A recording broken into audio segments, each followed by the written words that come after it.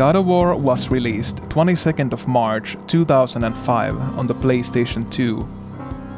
In it, you play as Kratos, a mortal forsaken by the gods in a grim ancient Greek setting. Your objective is to defeat Ares, the god of war, both because you are on a mission by Athena, but even more importantly, because you're thirsty for vengeance. Aside the violent hack-and-slash combat, the game features a bit of exploration as well as puzzles to balance things out.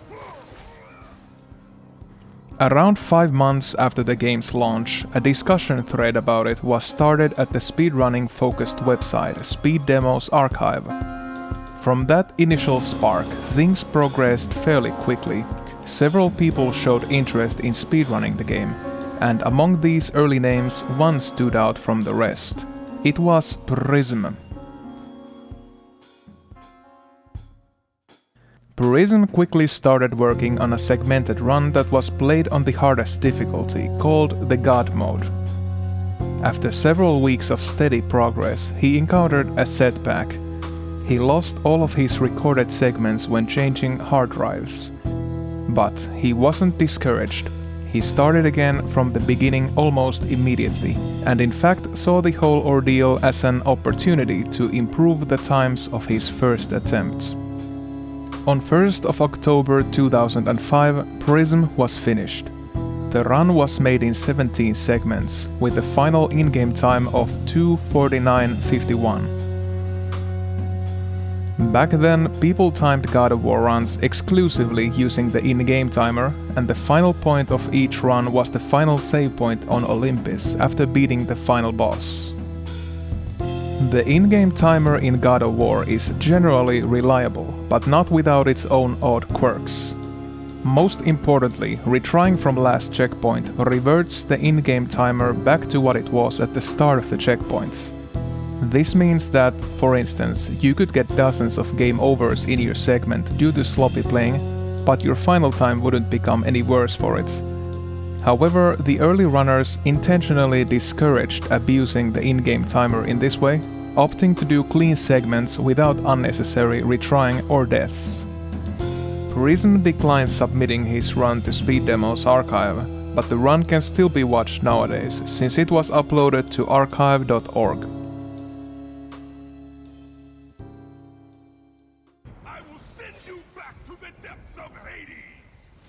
God of War is essentially a linear experience. In the early game, Kratos has to fight his way through the Aegean Sea, the war-torn Athens, and the outlying desert to reach Pandora's temple. People didn't know many notable speedrun exploits for God of War in 2005, and so the run was mostly about playing the game through as cleanly as possible. The early bosses took a while to beat since Kratos' attack power was lowered on God mode. Meanwhile, Kratos himself took extra damage. Only a few hits could be fatal. Especially Hydra 2 seemed to be very hardy, since you still didn't have any magics to complement your offense at this point. On God mode, you could only hope that the Hydra attempted grabbing Kratos as often as possible, since winning the minigame dealt a lot of damage to the boss. Prism did not have a perfect luck in this regard. You could speed up the precarious balancing beam sections by jumping past them instead of just walking. Prism did this in his run, but only here and there. Near the end of Aegean Sea, Kratos received the game's first magic, Poseidon's Rage. Upon casting, it made Kratos invincible for a moment while dealing good damage to anything in the immediate vicinity. The final boss of Aegean Sea was two smaller Hydra heads followed by the big Hydra. The smaller Hydra heads could drop blue orbs, which refilled Kratos' magic bar, but this couldn't be relied on. It seems Prism had some bad luck with them, forcing him to be pretty conservative with magic. He also spent some time being pulled back and forth between the Hydra heads, which made the fight take longer than it could have. The developers placed the big Hydra just slightly out of reach of Kratos' attacks for most of the fights. You had to damage it with counter-attacks, starting your own combo after the boss tries to take a bite out of Kratos. Prism used magic whenever possible while delivering some of Kratos' most damaging combos between each casting. Overall, the entire boss fight took him around 4 minutes to complete. Red orb routing plays a big role in God of War speedruns. Red orbs is the game's form of currency, the main way Kratos upgrades his own arsenal, learning new moves and gaining more power in the process. Prism got a bunch of orbs early on by doing the sex minigame, a solid tactic that is used in runs to this day. Prism focused on upgrading Kratos' main weapon Blades of Chaos in his run. He got the weapon to level 2 at the start of Gates of Athens, then proceeded to fight Medusa using both the upgraded blades as well as a few castings of Poseidon's Rage. It wasn't a perfect fight by any means. Kratos took some damage and Medusa escaped his combos a few times too. As a reward for defeating Medusa, Kratos was awarded a new magic, Medusa's Gaze. This allowed Kratos to freeze and shatter individual enemies to insta-kill them. A small shortcut was used at the climbing section afterwards. Kratos could drop off a climbing wall early if you made him bump into enemies while leaping over a gap. This type of a tactic would be used again later in the Challenge of Atlas climbing section.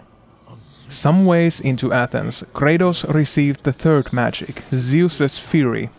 It was a type of long-range projectile attack, mostly helpful against archers or other smaller enemies in the distance. The first magic Prism decided to upgrade was Medusa's Gaze, getting it to level 2 in the Temple of the Oracle, a little less than a third into the game. One early method for farming red orbs quickly was using Medusa's Gaze to shatter endlessly spawning harpies at the Temple of the Oracle. Each time a harpy was shattered, Kratos would get a plus 30 red orb bonus, allowing him to accumulate orbs fairly quick. Kratos could also collect Gorgon Eyes and Phoenix Feathers from chests around the game world to extend his health and magic meters. Since this was the hardest difficulty, Prism wanted a maxed out Kratos to be able to survive more than a few hits and also cast some extra magic, and so he made sure to pick up 18 of both Eyes and Feathers. As far as fast navigation went, Kratos could chain together rolls and later on Hermes Rush, to do so-called roll rushing. These two movement techniques speeded up the gameplay by quite a lot, while being pretty fun to execute too, especially with the roll rush. Just chain the two actions together and watch Kratos go. Prism managed to upgrade the Blades of Chaos to level 3 before even leaving Athens. Surprisingly, he decided to upgrade the often overlooked Zeus's Fury to use against the Desert Sirens.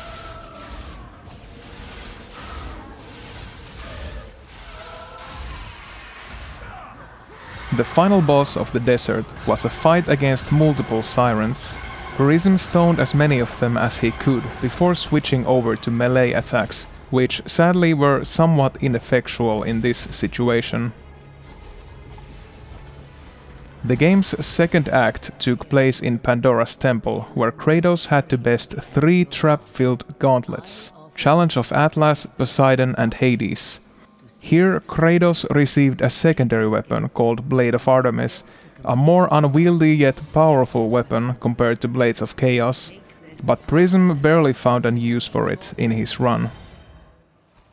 Prism played some parts in Challenge of Atlas very safe. One good example of this were the conveyor belts with crushers, as well as the rope fight in the underground area. Prism upgraded Poseidon's Rage to level 2 in the middle of Challenge of Atlas, around the halfway point of the game, and finally maxed it out in Challenge of Hades. Level 3 Poseidon's Rage was a very effective damage-dealing magic with a large range, so from that point on, Prism often used it to take out large crowds of enemies quickly. According to Prism's own words, there were many sections in the later half of the game he wasn't happy with. He wanted to get some levels, such as Challenge of Hades, done as quickly as possible. He took his time at the Blades of Hades platforming section, which allegedly gave him some trouble. The boss fight of the level was Pandora's Guardian, a large armored minotaur. Prism dealt with it by mostly staying on ground level and using Poseidon's Rage to deal a lot of damage quick. However, at the start of each phase he also stayed on the upper level for a while, using his currently level 4 Blades of Chaos to chip away at the boss's life bar. Taking down the boss got Kratos the game's final magic, Army of Hades, which was another wide-range damage-dealing attack. Huge attack power, but it was costly too. Much of the late game took place in Upper Pandora's temple. Kratos had to pass through Cliffs of Madness and Architect's Tomb to finally reach Pandora's box, a mystical artifact said to have the power to kill a god. Upgrading blades to maximum level was very expensive, taking a whole 9,000 orbs. Prism went out of his way to pick up a lot of extra red orbs, and finally managed to get the blades to level 5 midway through Cliffs of Madness, in the last third of the game. Having level 5 blades gave Kratos temporary infinite magic when activating his superpowered Rage of the Gods mode, a great help during the final fights of the game. The game's finale dropped Kratos into Hades. He then had to jump, climb and fight his way out, and only then could the final battle against Ares begin. Once again, Prism dealt with platforming obstacles without unnecessary risks, taking his time at the rotating pillars.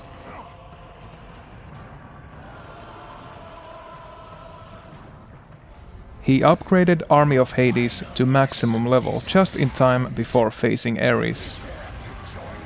Ares was surprisingly fast to take down thanks to all the upgrades Kratos had received on his journey.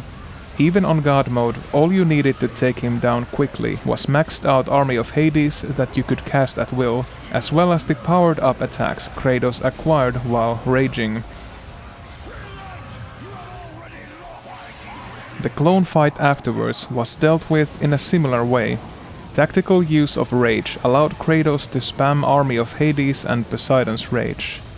Hugging your family gave a quick Rage refill, allowing Prism to use Rage 2 times total, once at the start of the fight and once at the end. And as for the Ares 2 fight, there wasn't really any trick to it. You just had to react to Ares' attacks in the right way and hope for a bit of good luck with his pattern.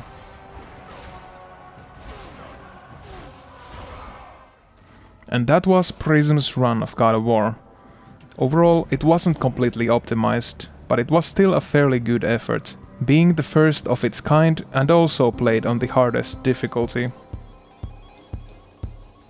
Less than a half a year later, a new challenger appeared, Ballofsnow. In his first forum post, he revealed having done a test run which was already 15 minutes faster than Prism's run. And then, less than a month later, he had finished what would be the second recorded segmented run of God of War, with the final time of 2:16:23, a total improvement of 34 minutes over Prism. He had also done the run in 20 segments compared to Prism's 17. So how did he manage to save all that time? Ballofsnow's early game was already a good indication of what was to come. He got good luck with grabs in Hydra 2 and took down the beast 15 seconds faster compared to Prism. The big Hydra boss fight had several notable improvements. Ballofsnow used positioning well and cast magic more aggressively, preventing Kratos from being pulled around the map by the small Hydra heads.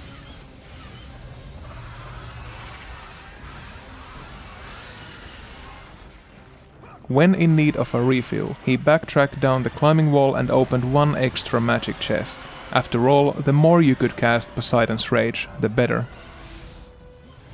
It was possible to keep Big Hydra stun-locked with a certain combo, allowing much faster damage dealing. In the end, Ballofsnow had dealt with the boss 1 minute faster than Prism had. As one big route difference, Ballofsnow decided to upgrade Poseidon's Rage first, instead of focusing on the blades. Ballofsnow got the magic to level 2 before facing Medusa, which made it possible to defeat her in mere seconds.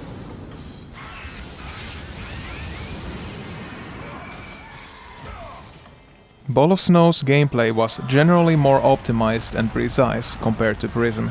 One example of this was in the Athens town square, where being more efficient with magic allowed stoning all of the Cyclops enemies instead of having to fight fair and square. Besides that, the overall navigation, including the quick rolling, was executed more tightly. There was a new shortcut used to skip a part of the balancing beams inside the Temple of the Oracle.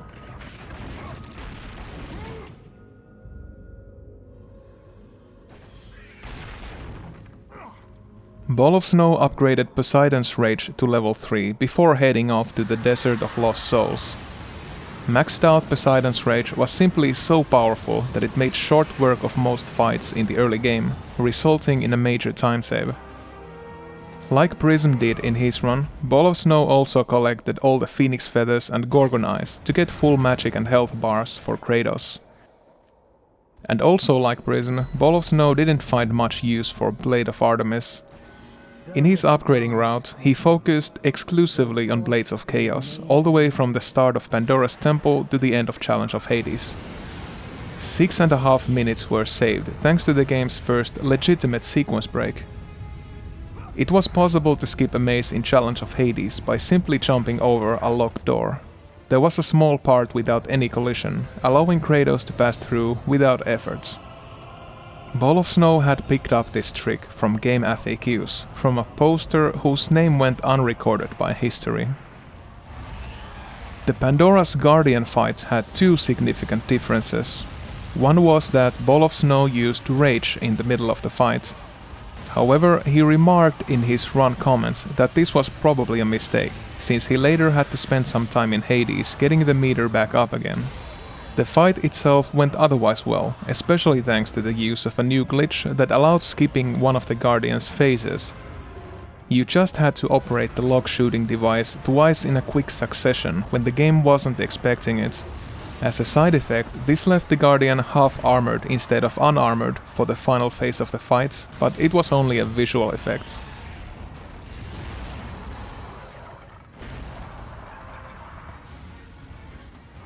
In Hades, Ballofsnow got past the rotating spike pillars fairly quickly. He also upgraded Army of Hades to level 3 near the end of the level, slightly earlier than Prism did, which helped in subsequent fights.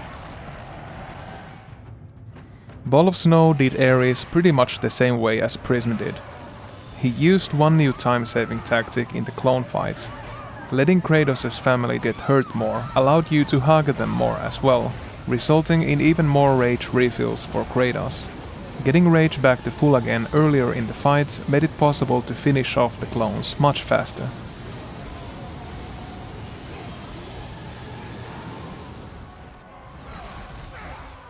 Ballofsnow submitted his run to SpeedDemosArchive, and after a brief process of verification, it was accepted.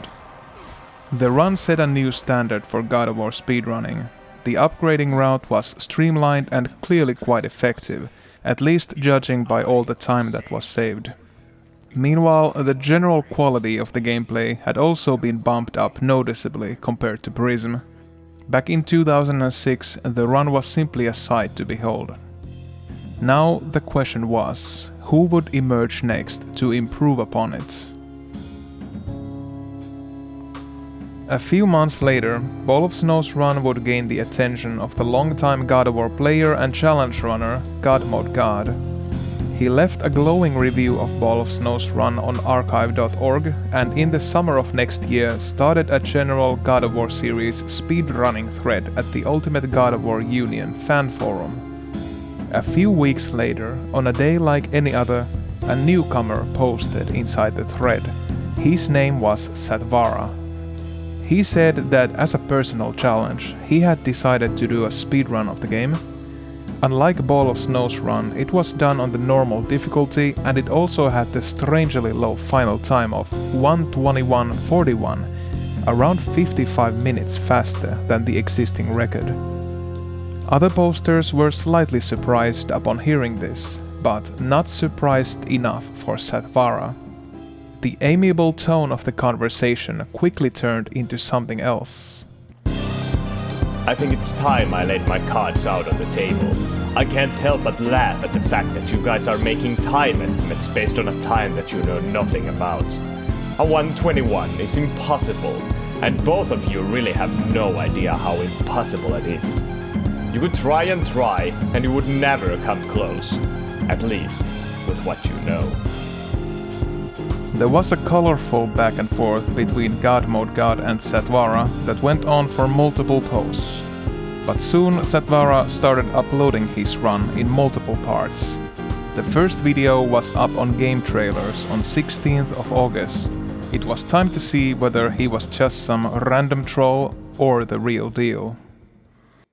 In his forum post, Satvara mentioned that the Aegean Sea part of his run was rushed, as he was afraid he might have burnt out if he lingered there for too long. This does show in a few parts, where Kratos takes some unnecessary damage, for instance. Regardless, even from the start, Satvara's navigation was sharp and well handled. Notably, he optimized the various balancing beam and rope sections to a much higher degree compared to the previous runners. Satvara has said that he did his run in isolation, so to speak. He hadn't seen any other speedruns of God of War prior to starting his own run, and especially at the start of the game, this resulted in some suboptimal tactics. His small Hydra Heads fight was a clear step backwards compared to Ballofsnow, with Kratos being pulled all around the area again. The extra magic orb chest was also left unutilized. Satvara was unaware of the combo to keep the big Hydra stun-locked, which slowed down the boss fight a little. On the plus side, he used a new tactic where you could prevent the boss from regaining health after a minigame if you grabbed it at a very precise time. This effectively skipped one of its phases.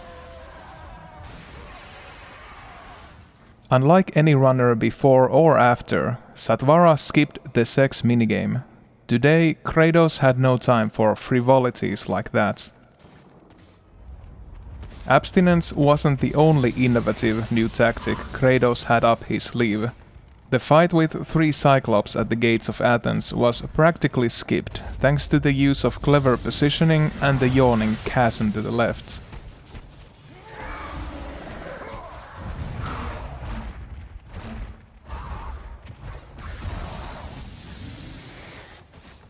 A basic tactic to jump higher than intended, a high jump, was already known back in 2006, but Satvara had discovered a way to make it more effective by using Poseidon's Rage at the top of the jump. This enabled a lot of shortcuts, both big and small, around the run. Although Satvara had no upgrades so far, Medusa was dealt with fairly effectively with juggling and keeping her cornered so that Poseidon's Rage could always do maximum damage.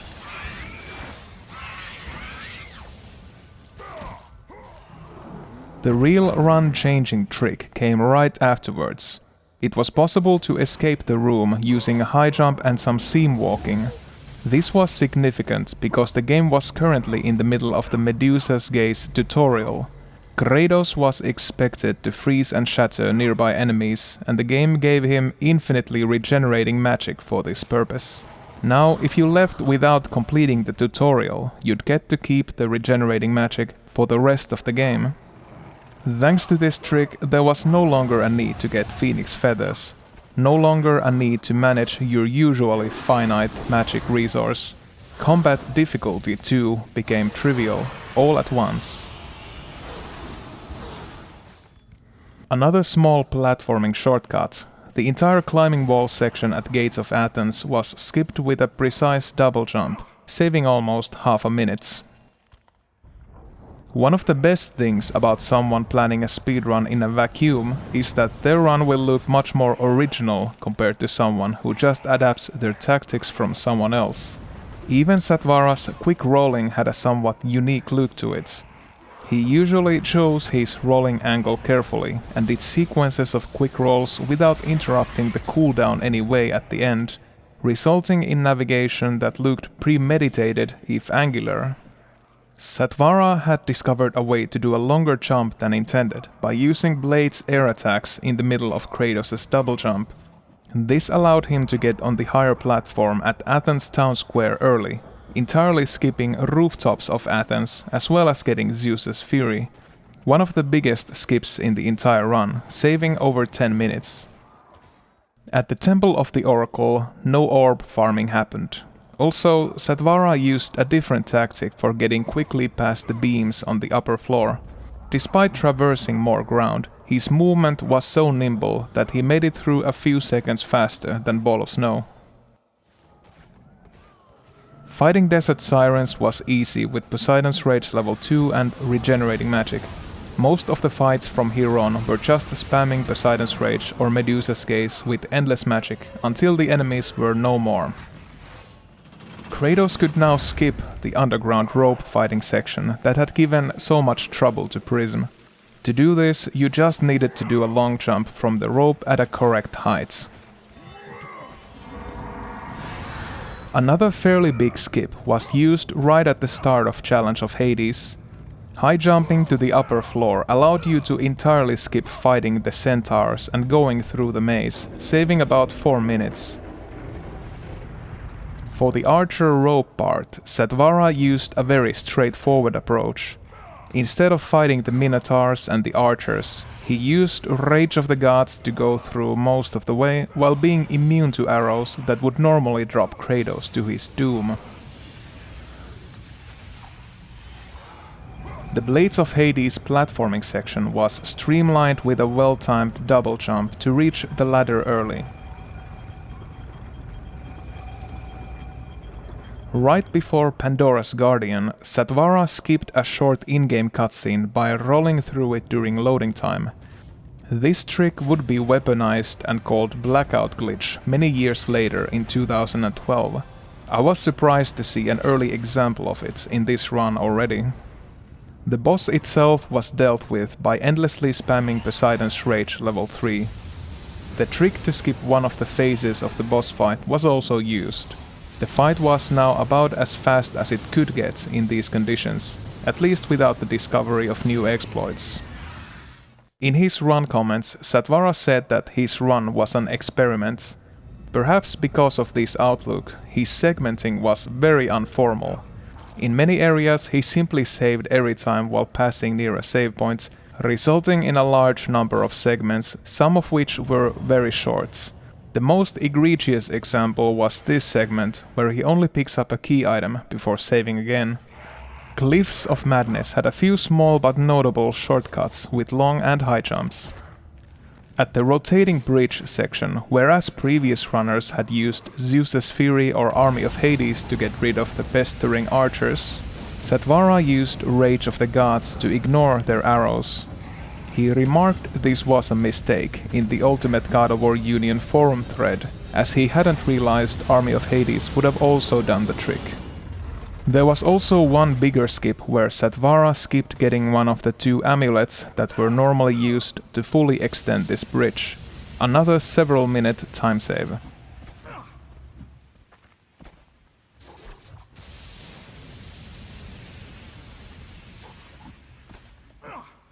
A small part of the Architect's Tomb was skipped with a high jump. So many shortcuts that added up. Satvara skipped a big brawl on the conveyor belts before reaching Pandora's box by going around the fight trigger. This trick was found in 2006 already, but it seems Satvara had also discovered it by himself. Army of Hades level 2 and Poseidon's Rage level 3 allowed dealing with the Hades satyrs fairly effectively. Casting Army of Hades before entering the fight was a nice detail that was only really a good idea if you had regenerating magic. The final skip in the run was right before fighting Ares. One epic brawl inside the ruined Temple of the Oracle could be bypassed by jumping over the fight trigger. As for Ares, Satvara didn't have any rage, and his blades were fairly low level anyway, so he whipped out the long neglected Blade of Artemis and actually did some damage with it. The combination of Army of Hades level 2 and the blade attacks was fairly effective, although his fight still ended up slower than Ballofsnow's. Satvara upgraded Army of Hades to level 3 right before the clones. Maxed out Army of Hades and Poseidon's Rage did short work of these foes. And that was God of War completed in 1:21 in-game time, done in 39 segments. It was definitely a very innovative run, with its numerous tactics that no one else had even dreamt of before. Regen magic and the other glitch tactics fundamentally changed how people would run God of War from there on. Truth be told, the analysis you saw just now with all the run excerpts shouldn't exist. After Satvara originally uploaded his run, it stayed online for less than 2 weeks. The videos were taken down at the start of September, and no more than some hundreds of people ever got to see them. The tactics in the run were passed on by Satvara in a separate series of YouTube videos that he uploaded towards the end of the year. But as for the run itself, it was never re-uploaded. Until now, that is. Satvara graciously put the run back online for this documentary, so kudos for that.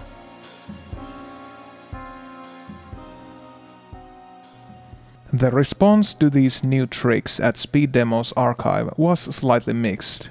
The rules of the website at the time disallowed going out of bounds, so it was contested whether something like regen magic was allowed in speedruns, and if it was, would it be a separate category altogether? While this discussion was ongoing, plenty of new developments were happening on the glitching front.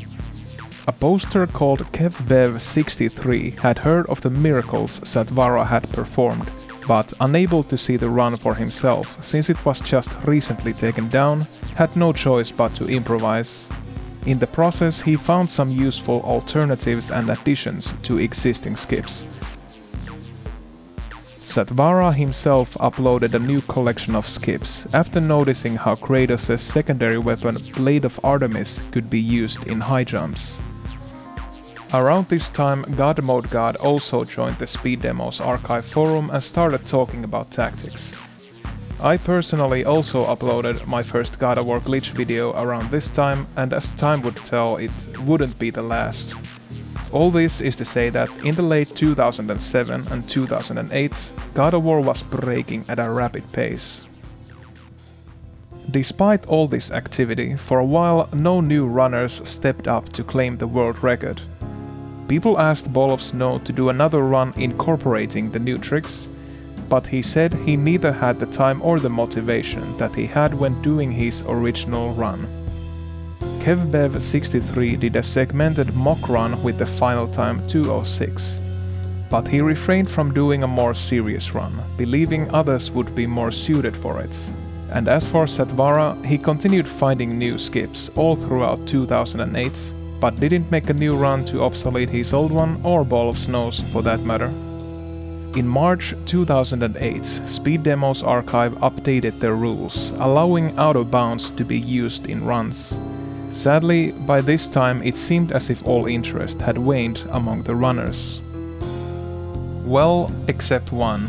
A runner called Shenminiu, who had previously run God of War 2, made a segmented God mode speedrun and published it on YouTube in April 2008. His final time was 1:05:11, over 15 minutes faster than Satvara's run, and 1 hour 15 minutes faster than the standing God mode record by Ballofsnow. Unlike Prism, Ballofsnow and Satvara, Shenminiu used checkpoint retries to revert back the in-game timer if he did any grievous mistakes, then edited out the restarts from the final video. This allowed him to play much more fast and loose with platforming obstacles and other dangerous spots. Being able to play this risky, not to get into the regenerating magic exploits, meant that it wasn't necessary to get health or magic upgrades for Kratos any longer, even on God mode, streamlining the route a fair bit. Shenminiu's early game was overall very similar to Ballofsnow, although his Hydra 2 luck was worse and beam jumping faster. I don't have much else to say about it, so I'll just skip over to Athens. One boss and sex minigame later, at the gates of Athens, Shenminiu used an improved version of hurling all 3 Cyclops down the cliff, saving some extra seconds.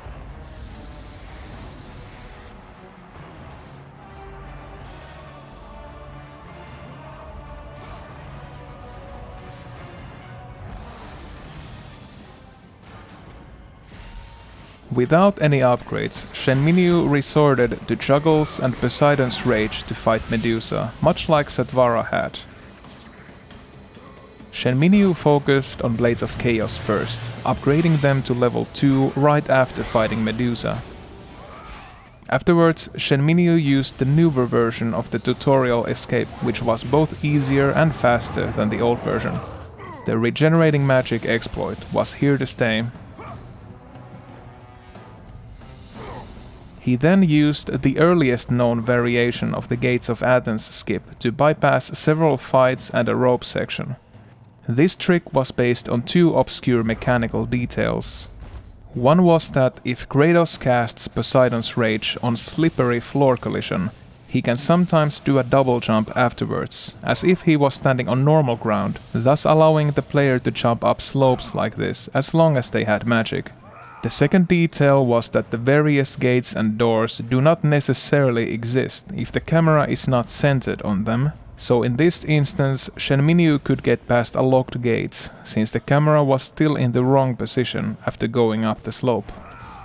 The real reason Shenminiu upgraded blades to level 2 first was to be able to do a newly discovered high jump technique called Apollo's High Jump.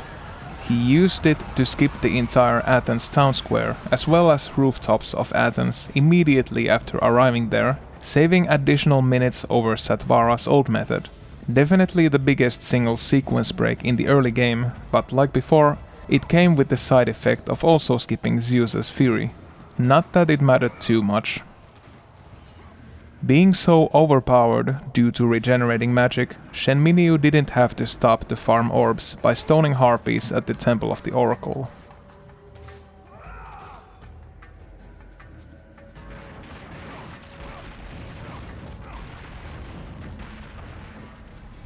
Saving Oracle was streamlined with Apollo's High Jump, since it was simply possible to hit the trigger which ended the section from underneath instead of doing things like intended.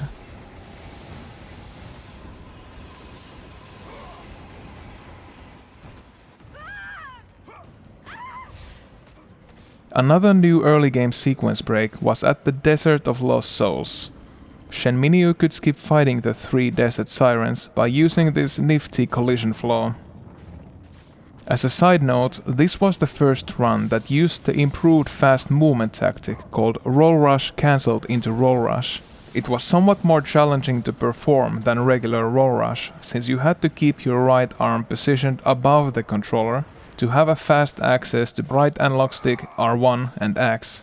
This movement tactic is still used in God of War runs to this day. The fight against sirens at the end of the desert was handled with Medusa's Gaze, which was most likely Shenminiu's best option, since he still hadn't upgraded anything except blades. Skipping continued upon reaching Pandora's temple. The fight at the yard was skipped by pushing Kratos through collision using the angle formed by this chest. Shenminiu was the first runner who used Blade of Artemis extensively, although perhaps not in a way the developers might have intended. This is because he used Blade of Artemis high jumps to skip most of Challenge of Atlas.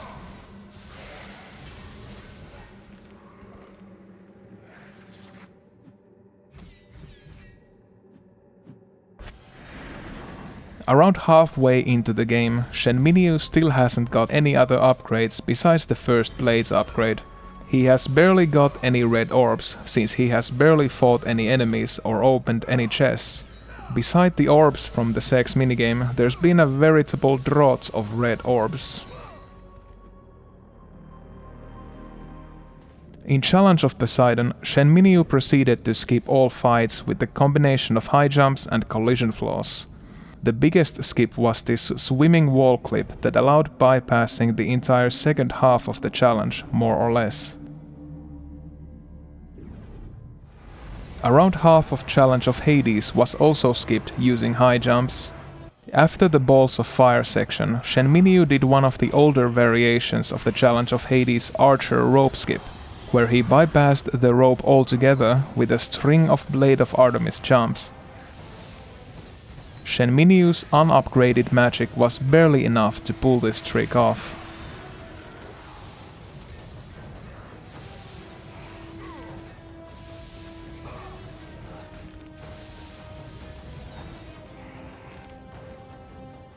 Shenminiu upgraded Poseidon's Rage to level 2 just in time for Pandora's Guardian. His damage output was worse than either Ballofsnow's or Satvara's, but that couldn't really be helped with these orb routes. The next major sequence break was at the Cliffs of Madness, where you could now skip getting both amulets with 2 Blade of Artemis jumps. The drawback to upgrading Poseidon's Rage was that it made any jump tactics using Poseidon's Rage slower and also more costly magic-wise. At the Architect's Tomb, you guessed it, the whole thing was skipped with a series of high jumps. Well, you get the impression. The new glitches had turned the run into something completely different and arguably far easier from what it was just 2 years ago. Execution was still important, but none of the combat posed much of a challenge any longer, and most of the really tricky parts of the game were now completely bypassed. High jumps using Poseidon's Rage were also quite easy to wield as far as glitch tactics went in the God of War series. Shenminiu lost some time at the very end. His Ares fight was almost a minute slower compared to Ballofsnow's run. Due to his stingy approach to upgrading gear, he couldn't rely on the damage of his blades or Army of Hades to complement his infinitely spammable Poseidon's Rage level 3, resulting in an overall slower fight. And there you had it, God of War completed with the in-game time 1:05:11 in 23 segments as well as an unknown amount of retries. It was a well-executed run that used almost all of the known tricks. Top of the line for its time. Shenminiu did not submit his run to SpeedDemosArchive, despite previously having published a God of War 2 run there. Although SpeedDemosArchive's rules had become more lenient in 2008, one thing they still forbade was checkpoint restarts. Since the run used those, it wouldn't have qualified. And so, Ballofsnow's run still remained on top at SDA. Months rolled on without much happening. Finally, around July 2009, a YouTuber called Tyrhhjy started running God of War. At first, he made a segmented God mode run in 56:32. It was a rather low-quality video camera recording, but it was also a new record. It was faster than Shenminiu's run thanks to even more new glitch tactics that were discovered towards the end of 2008. Sadly, this run no longer exists online. Someone got access to Tyrhhjy's account and deleted all his videos some weeks later. Apparently not too discouraged, Tyrhhjy managed to make another, even faster run, this time 54:11. It was uploaded on YouTube 12th of November 2009. It was once again captured on a video camera, done in 34 segments as well as an unknown number of retries.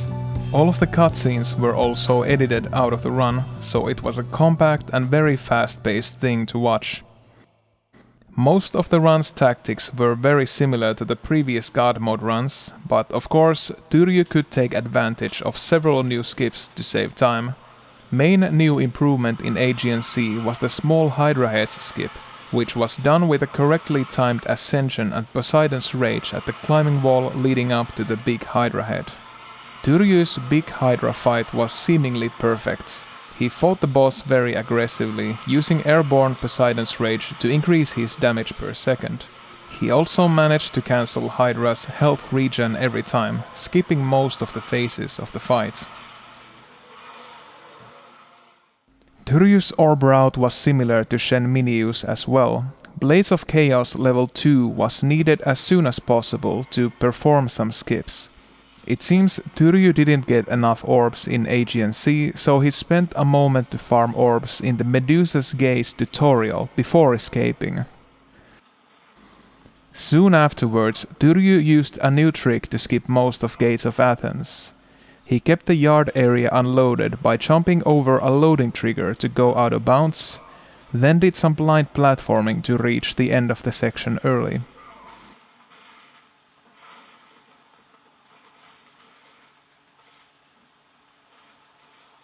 Tyrhhjy was possibly the only runner who ever used Satvara's infamously tricky Oracle skip in their run. It was possible to clip through some pillars and completely skip saving Oracle, but this took very precise positioning. Basically, Tyrhhjy went all out in the skips department. He used the fastest and often most difficult variations of the known skips.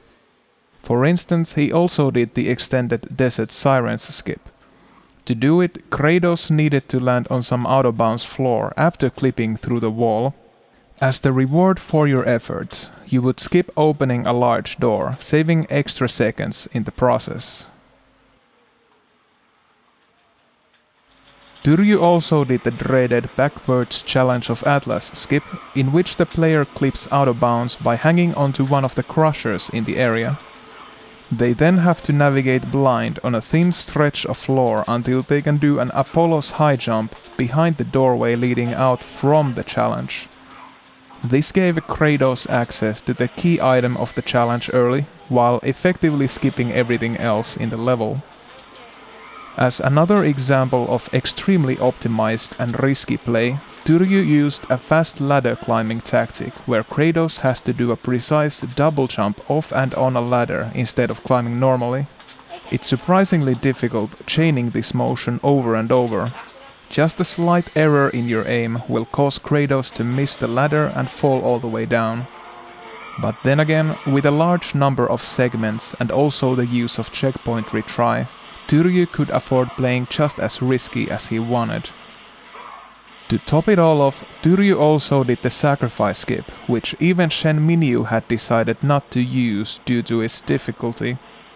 This trick required some fairly precise jump maneuvering out of bounds, as well as seam walking, all the while the screen was partially blocked by the scenery. If you were sloppy with the jumps, or just unlucky, you were also in danger of running out of magic in the middle of the jump. At the archer rope, Tyrhhjy used a combination of a long jump and Rage of the Gods to get past the rope without having to bother with the archers first. Only using Rage, as Satvara had done, was not as feasible to do on God mode with low upgrades. One significant late game difference was that Tyrhhjy entirely skipped Army of Hades. While this was indeed an immediate time gain, he would lose some time later due to having a decreased damage output.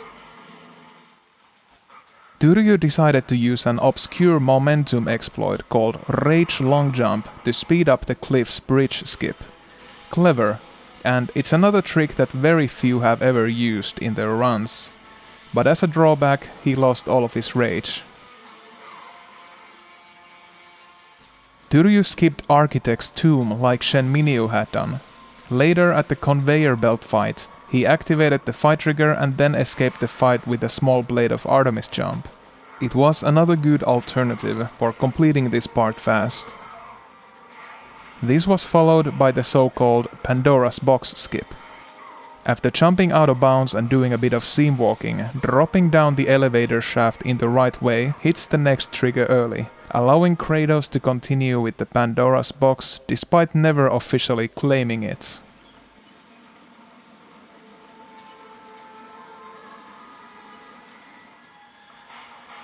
There was a Blade of Artemis related combat exploit called Home Run that was discovered by God Mode God sometime around 2006 already, but no one had put it to use in speedruns until Tyrhhjy. If you double launched certain enemies with Blade of Artemis, they would fly away much higher than intended, and it was very easy to score environmental kills this way. Using this tactic against Hades' satyrs was slightly faster than defeating them with magic. As for Ares, without Army of Hades or any rage to his name, Tyrhhjy fought Ares with maxed out Poseidon's Rage and Blade of Artemis. The fight was once again on the slow side compared to Ballofsnow, but that couldn't really be helped with this route.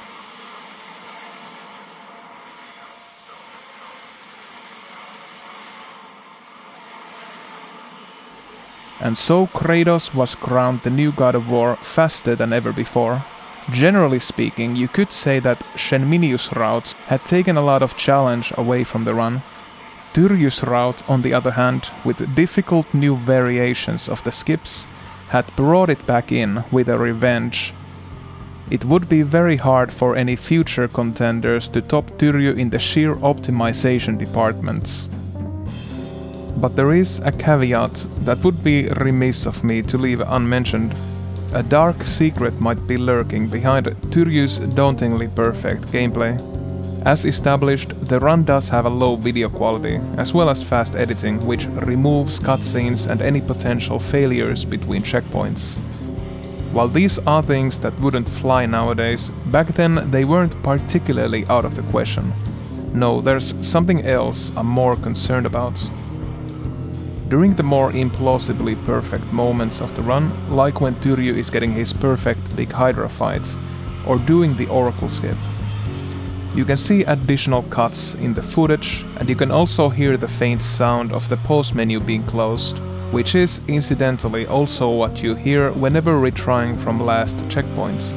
But the player shouldn't get new checkpoints in most of these spots. A legitimate player wouldn't have a reason to pause and edit video like this. It makes me wonder whether Tyrhhjy could have maybe used cheats to create new checkpoints while pausing, thus making it easier to grind for the perfect outcome. Also, it is known that Tyrhhjy did have a PS2 cheat device, considering he made some explicitly cheated God of War runs afterwards for his own amusement. But yeah, Tyrhhjy didn't submit his runs anywhere, and if there was something shady going on in his God mode run, there wasn't necessarily any ill intent to it. The truth is unknown. Personally, I take some things in this run with a grain of salt.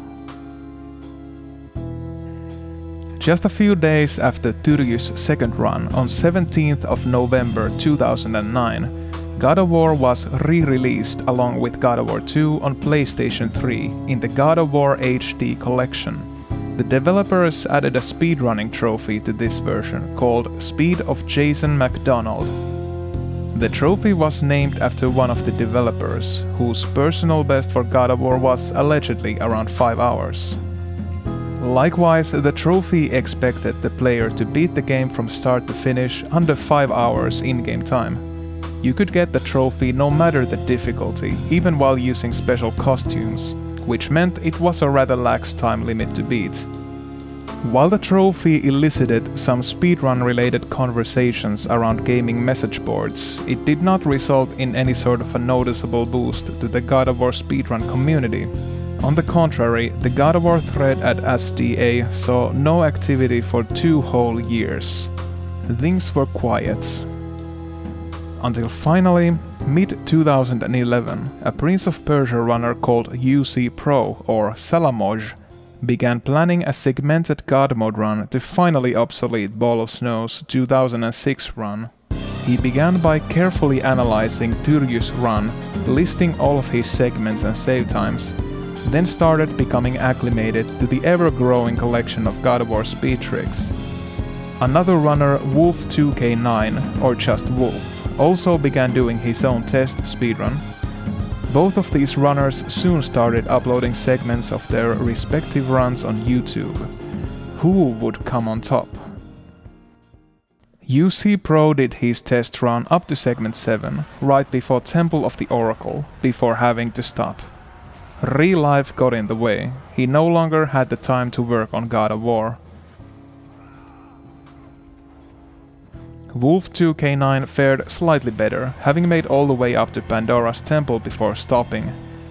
He insisted on incorporating backwards Challenge of Atlas into his routes, but he just couldn't get it to work.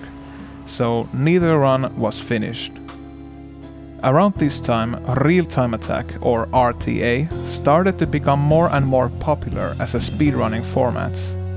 This meant runs were timed using an external timer instead of using the game's own. This massive paradigm shift seemed to lessen the interest in the classic style of segmented runs even further. No new runners emerged for many months. At long last, 1.5 years later, Vipeazone did a segmented run of the HD version of God of War, and a highlight reel of it was published on YouTube 5th of December 2013. The final time of the run was 49:58. The full run probably isn't viewable anywhere online, but it is possible to garner some things from the highlight reel.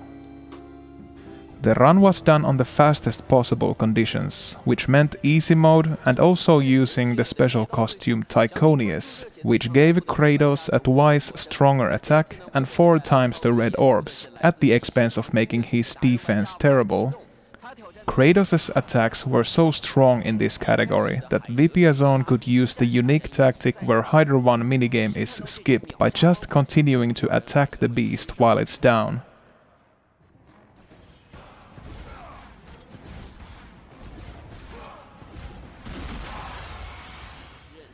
The final Hydra fight was also turned into a joke.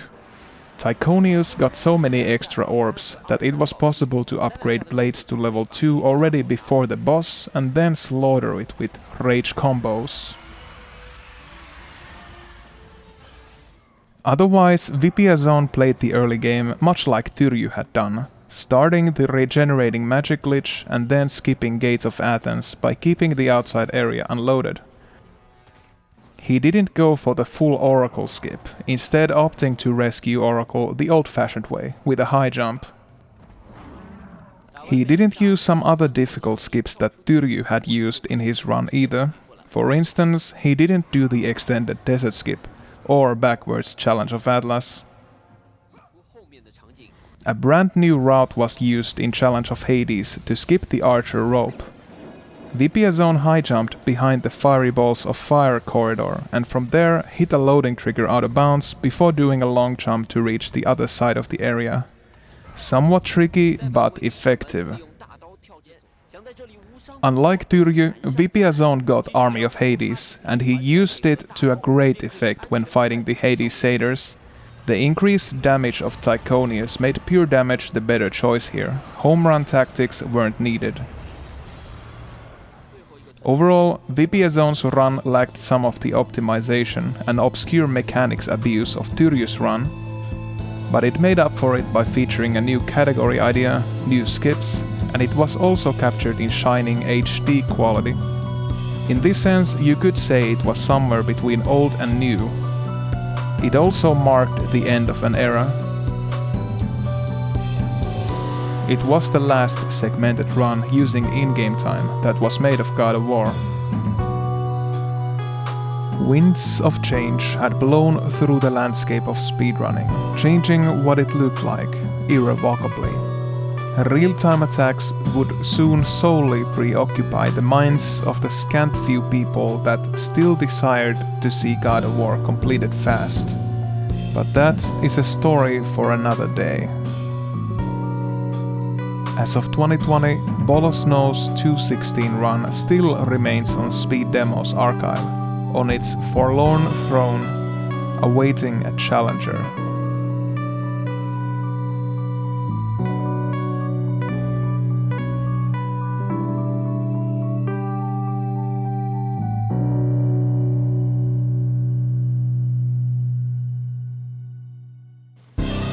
I think it's time I laid my cards out on the table. I can't help but laugh at the fact that you guys are making time estimates based on a time that you know nothing about. A 121 is impossible, and both of you really have no idea how impossible it is. You could try, and you would never come close. At least, with what you know. I try not to immediately shoot down newcomers anymore, as I often won't if they make such claims. I even let you buy without asking for proof and the like, which is unlike me. You got lucky. You really should have, because your "not bad" comment almost made me think you were an idiot. I was seriously contemplating never coming back here, and perhaps going somewhere else. But I think I'll be sticking around now, and get that SDA run out of your head. You won't be needing it anymore. That is a boast you can't live up to. Impress us, perhaps, but you've already damned yourself.